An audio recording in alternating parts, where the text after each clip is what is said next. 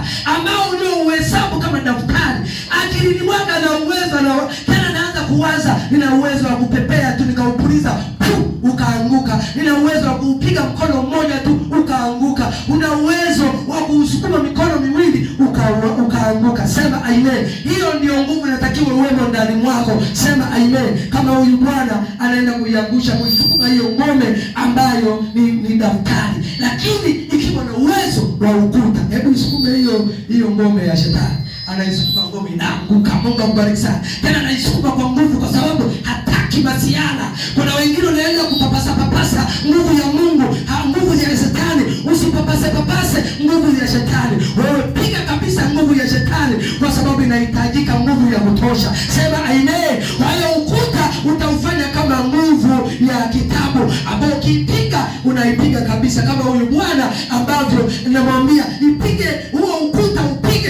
kwa mamlaka ulionao. Anaupiga, upige huo ukuta, anaupiga, unaanguka, na anashangilia kwa kuanguka kwake, kwa sababu yeye hakuumia. Sema amen. Na sisi tunaenda kuipiga dunia, tunaenda kupiga palipo pa shetani, ni ile ngome ya dini. Tunaenda kuisambaratisha, tunaenda kuifanya hakuna, tukapandikiza injili ya Yesu Kristo mwana wa Mungu, aliyeleta injili ya aina moja, aliyeleta injili yenye kukomboa, aliyeleta injili yenye ufalme, aliyeleta injili ya kuuona ufalme wa Mungu. Hebu jipigie makofi kwa injili hiyo. Hebu jipigie makofi kwa uwezo huo. Hebu jipigie makofi kwa mamlaka hayo. Hebu jipigie makofi kwa uwezo huo. Kwa uwezo wa Mungu tunaenda kuisambaratisha dini. Kwa uwezo wa Mungu tunaweza kuishusha dini, kwa sababu tuna mamlaka ya Mungu. Sema amen. Na ndio maana tumegundua siri, tumegundua mambo yote, na ndio maana mwenye uwezo wa kujua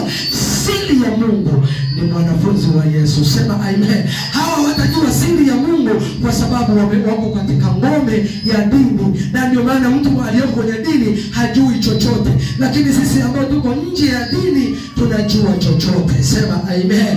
Na ndio maana tunawaambia watu waje kwa Mungu wa kweli, ili wapate kujifunza mambo ya kweli. Na Mungu akubariki sana. Bwana imani uliyesukuma ukuta ukaubamiza kabisa pasipo huruma, na sisi tunaenda kusambaratisha kila mamlaka iliyotukana mamlaka ya Mungu, tukaisambaratisha kabisa.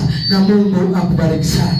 Nipungie mkono hewani na kutakia mema, na kutakia mema, na Mungu akubariki sana. Mwambie jirani yako nakupenda sana. Mwambie tena nakupenda sana. Mwambie tena wewe ni furaha yangu.